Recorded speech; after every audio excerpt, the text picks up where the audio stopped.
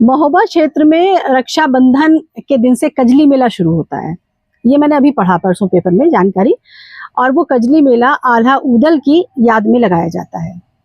आल्हा उदल कौन थे, उसके लिए हम रघुत्तम शुक्ला जी से पूछेंगे, उनके बारे में कुछ बताएं। हमारी युवा पीढ़ी जो शायद इस नाम से अनभिज्ञ हो चुकी होगी, वो इनसे जानकारी लेंगे। पंडित जी, आल्हा उदल के बारे में कुछ बताइए। आल्हा उदल, आल्हा उदल के बारे में कुछ हमारे दर्शकों को बताइए।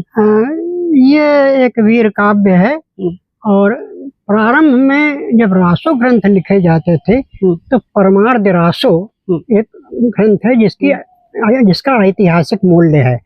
तो महोबा में राजा परमाल या परमार्थ देव हुए थे और ये उनके सिपह सालार थे, आल्हा और उदल। इनके पिता देशराज थे और उनके भाई एक बच्छराज थे। बच्छराज के मलिखे और सोलिखे थे और देशराज के आल्हा और उदल थे। इनकी वीरता के बारे में कुछ बताइए, मतलब ये जाने किस लिए गए? ये इन्होंने तमाम लड़ाइयाँ लड़ी, संभवतः 52 लड़ाइयाँ लड़ी।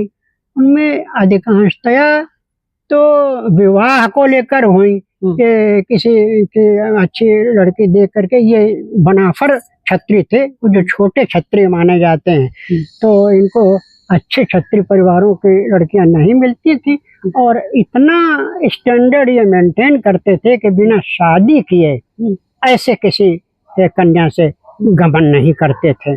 तो तमाम लड़ाइयाँ तो विवाह पर हुई और कुछ अन्य कारणों से हुई। पृथ्वीराज चौहान पे बहुधा आक्रमण करते रहते थे, तो वो उससे रक्षा के लिए कई लड़ाइयाँ लड़ी गई। अच्छा, इसका कोई अंश आपको याद हो तो सुनाइए।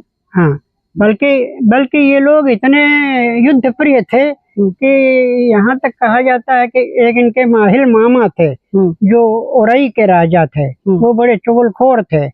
तो ये कई लड़ाइयाँ ऐसे हुई कि माहिल ने जा करके कहीं चुगली कर दी, खास तौर से पृथ्वीराज के यहाँ, और वो लड़ाई शुरू हो गई। और बहुत बाद में जब युद्ध समाप्त हो गया, तमाम लोग मर गल गए, तो पता चला कि ये तो सब झूठ था। तो एक बार ऐसा हुआ कि मलिके उनको मारने के लिए तैयार हो गए कि इनको खत्म करो, ये लड़ाइयाँ कराते हैं।